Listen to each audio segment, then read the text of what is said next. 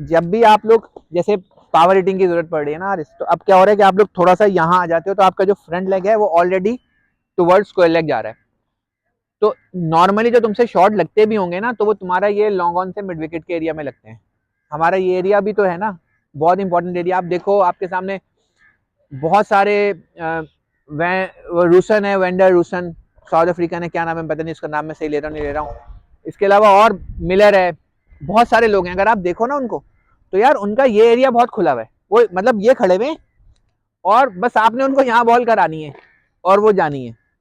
वजह क्या है कि उनकी फ्रंट लेग उनके कंट्रोल में है। फ्रंट लेग कंट्रोल होने से होगा क्या,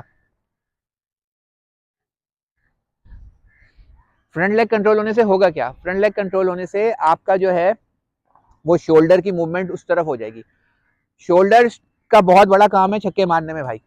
तो अगर आपका ये आ गया तो अब शोल्डर किस तरफ जा रहा है, स्क्वायर लेग की तरफ जा रहा है, सामने की तरफ वेट ट्रांसफर ही नहीं हुआ।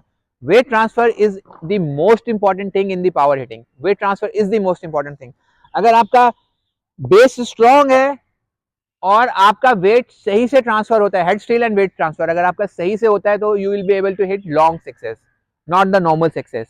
तो उसके लिए क्या करना पड़ेगा कि एक तो ये जो फ्रंट लेग है इसको यहाँ क्लियर नहीं किया करो। आजकल बहुत खराब आदत हो गई है, आप पीएसएल भी देखोगे, मैं नाम ले सकता हूँ कि कहाँ से ये शुरू हुआ था मामला, लेकिन मैं उन प्लेयरों का नाम नहीं लूंगा, ऑलरेडी वो लेजेंड्स कहला रहे हैं। लेकिन सीन ये है कि वो ये फ्रंट लेग क्लियर करके ना यूं मारते थे यहीं से ही। तो एक ही आपने अगर आज मॉडर्न डे क्रिकेट में आपका फ्रंट लेग का रोल बहुत इंपॉर्टेंट है, क्योंकि फ्रंट लेग के बाद आपका शोल्डर डोमिनेट करेगा। अगर आपका शोल्डर आ रहा है तो आपका वेट ट्रांसफर सही हो रहा है। लेकिन ऐसा नहीं हो सकता कि पैर यहाँ जा रहा हो और शोल्डर यहाँ जा रहा हो, ये तो होगा नहीं ना। तो जहां पैर आएगा वहीं शोल्डर जाएगा। तो अपने शोल्डर को हमेशा फॉलो करो अगर तुम्हें हिटिंग करनी है तो। और दूसरी की इसकी यही है कि जितना स्टिल हो सकते हो जितना स्टिल हो सकते हो। हम लास्ट सेकंड तक मूवमेंट कर रहे हैं, लास्ट सेकंड तक मूवमेंट कर रहे हैं, क्योंकि अब तुमने जो पोजीशन लेनी थी लेनी। अगर तुमने सेंटर का गार्ड लेना है, सेंटर का गार्ड ले लो भाई, कोई टेंशन नहीं है उसमें। सेंटर का गार्ड ले लो, सेंटर के गार्ड पे खड़े हो जो ऑलवेज। अब तो मिडिल गार्ड से खेलने ज्यादातर लोग ना, अब तो ऑफ स्टंप पे भी आ गए। ये बहुत अच्छी पोजीशन है। जब तुमने मिडिल का गार्ड ले लिया तो you don't need initial movement, बस स्टिल हो जाओ उसमें और कोशिश करो। अब ये कैसे डेवलप होगा, ये डायरेक्ट मैचेस में तो डेवलप होएगा नहीं, ये आपको अलग से करना पड़ेगा प्रैक्टिस इसकी। हर चीज में फिर बोल रहा हूँ भाई, प्रैक्टिस मांगती है। आप इसको आज सुन लोगे, कल को इम्प्लीमेंट नहीं करेंगे हसन भाई, कोई फायदा नहीं ना इसका, क्या कहते हैं आप।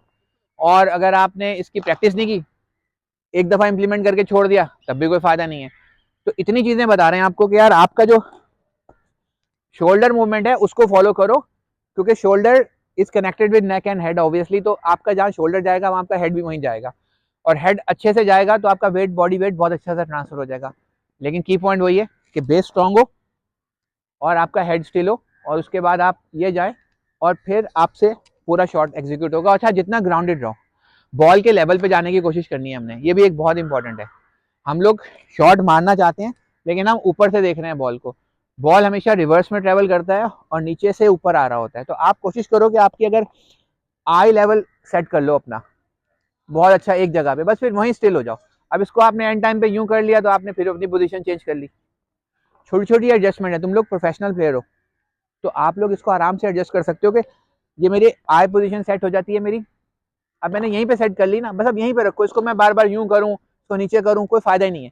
जहां आप कंफर्टेबल हो बस यहाँ रख लो, और उसके बाद आपने जो है वो अपना ये फ्रंट लेग को जो है ना लाना और शोल्डर के साथ आप लेके जाएंगे, तो इंशाल्लाह आप लोगों को सक्सेस मिलेगी। ये बहुत इंपॉर्टेंट टिप है, ये प्रैक्टिस से हो जाएगी। खुद ट्राई करके देखो, मेरे कहने पे ये नहीं कहना कि यार यहाँ आपने बताया था तो हो गया।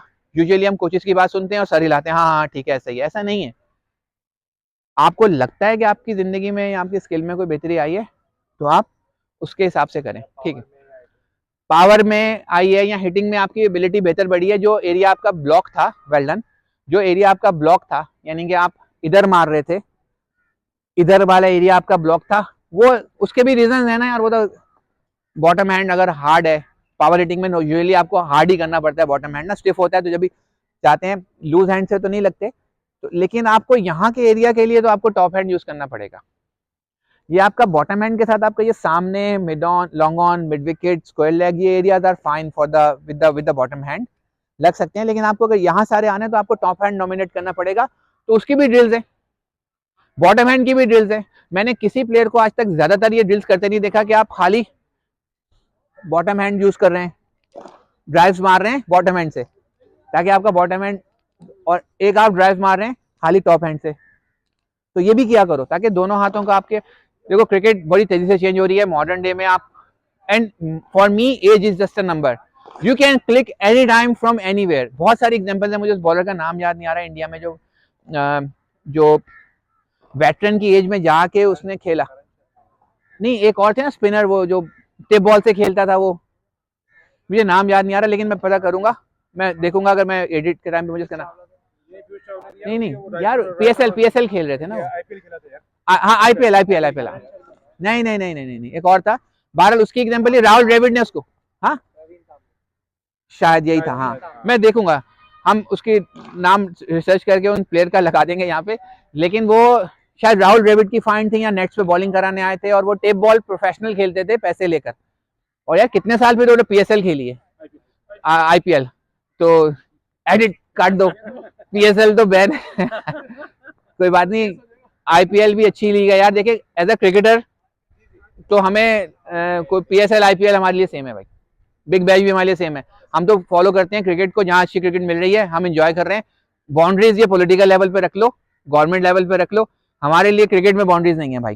तो वो लड़का देखे ना, वो बंदा 40 के बाद वो खेला, तो क्या होता है क्लिक करने में कोई, इसमें आपको एक दिन चाहिए, एक दिन आपको समझ में आ जाए, लेकिन उसके पीछे हार्डवर्क होता है, फिर आपकी डेडिकेशन होती है। वो कहते हैं ना अंग्रेजी में कि यार कि getting rich, becoming rich and staying rich is two different things, ठीक है ना, becoming wealthy and staying wealthy is two different things. आप अमीर तो हो जाते हो, अमीर रहते हो नहीं रहते। तो आई होप कि यार ये चीजें आप लोगों को समझ में आई होंगी और इसको इम्प्लीमेंट करो, शाबाश।